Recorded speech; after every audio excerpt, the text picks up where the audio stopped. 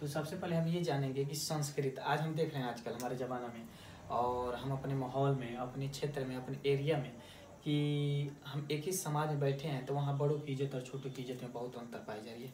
Main कारण क्या है? हमारे समाज से यही लुप्त हो गई है संस्कृत। और संस्कृत ही नहीं रहेगी तो क्या करेंगे? हम अपने अस्तित्व को खो देते हैं, क्योंकि संस्कृत ही कहती है कि संस्कार से परिपूर्ण ज्ञान देने वाले को ही हम संस्कृत कहते हैं, न कि देवताओं को, भाषा को संस्कृत कहते हैं। संस्कार से परिपूर्ण ज्ञान देने वाले को संस्कृत कहते हैं। जहाँ संस्कार है वहीं संस्कृत है, जहाँ संस्कृत है वहीं संस्कार है। अब आते हैं तो इसका ओरिजिनेशन कहाँ से हुआ? तो इस संस्कृत के ओरिजिनेशन में 3 ऋषि थे। 3 ऋषि का हाथ था, जिसमें सफल कौन हुए ये देखेंगे। पहला थे हमारे पाणि मुनि, दूसरे थे कत्यंत और तीसरे थे हमारे पतंजलि।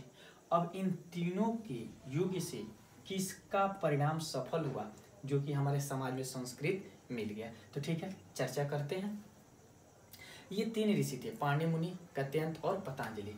पाणि मुनि के दिए हुए 14 महेश्वर सूत्र कौन कौन से थे? तो 14 महेश्वर सूत्र अयि उण ऋलिरिक एवं एवच हैवरट लण यमगणम झवय जबगड़दस खपचटतचटतौ कपय सससर हल।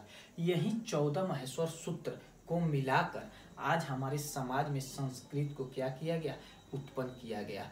अब इस संस्कृत पे आधारित सिलेबस कौन कौन से ऐसे विषय हैं जो इसको आधार मानकर चलते हैं, तो ये देखा जाए। देखिए, इसके आधार पे आपके चलने वाले सिलेबस पहले है हिंदी। हिंदी भैया कहते हैं कि संस्कृत भैया आप नहीं तो हम नहीं, ठीक। फिर कहते हैं आपके इंग्लिश, ये कहते हैं कि संस्कृत नहीं तो इंग्लिश नहीं। ये कुछ ऐसे भी सब्जेक्ट हैं जो इन्हीं के सहायता से ये चलते हैं और आज हमारे समाज में इनको हम लुप्त करते जा रहे हैं। तो नहीं, प्लीज़ आप लोग इस पे फोकस करिए कि संस्कृत को अपने समाज से मत हटने दीजिए, क्योंकि संस्कृत रहेगा तभी हमारे अंदर संस्कार रहेगी और संस्कार रहेगी तभी हम क्या कर सकते हैं? बड़ों को और छोटों को आदर दे सकते हैं।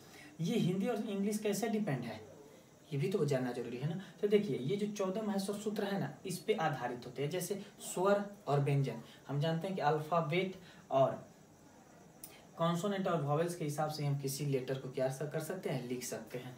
तो हम किसी अक्षर के सहायता से क्या करते हैं? किसी का नाम हो, गांव हो या किसी भी चीज़ को लिखना हो तो उसी के माध्यम से लिखते हैं। तो हम अगर कहें कि स्वर किसे कहते हैं और व्यंजन किसे कहते हैं, तो हम साधारण शब्द बोल सकते हैं कि अच स्वरा क्या कह सकते हैं?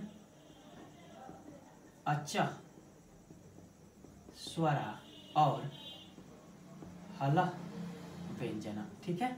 हल व्यंजनम अर्थात कहने का मतलब ये है कि अच स्वरा हल व्यंजनम, ये है आपके अयुण ऋलिक एवं एवच महेश्वर सूत्र के 4था नंबर सूत्र और ये है महेश्वर सूत्र का 14वां नंबर सूत्र। तो अच स्वरा क्या करेंगे?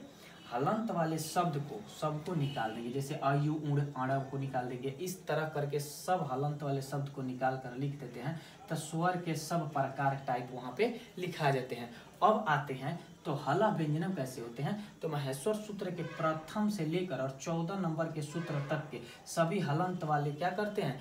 अक्षर को निकाल देते हैं और लिख देते हैं। तो डायरेक्ट आपके व्यंजन की पूरा परिभाषा लिखा जाती है। तो इसीलिए हम कहते हैं कि अच स्वरा और हला व्यंजनम के सहायता से हमारा संस्कृत में 14 महेश्वर सूत्र से ये क्या करते हैं? निवास करते हैं। तो इसीलिए तो स्वर और व्यंजन की सहायता से हम किसी चीज़ को लिखने के प्रयास करते हैं।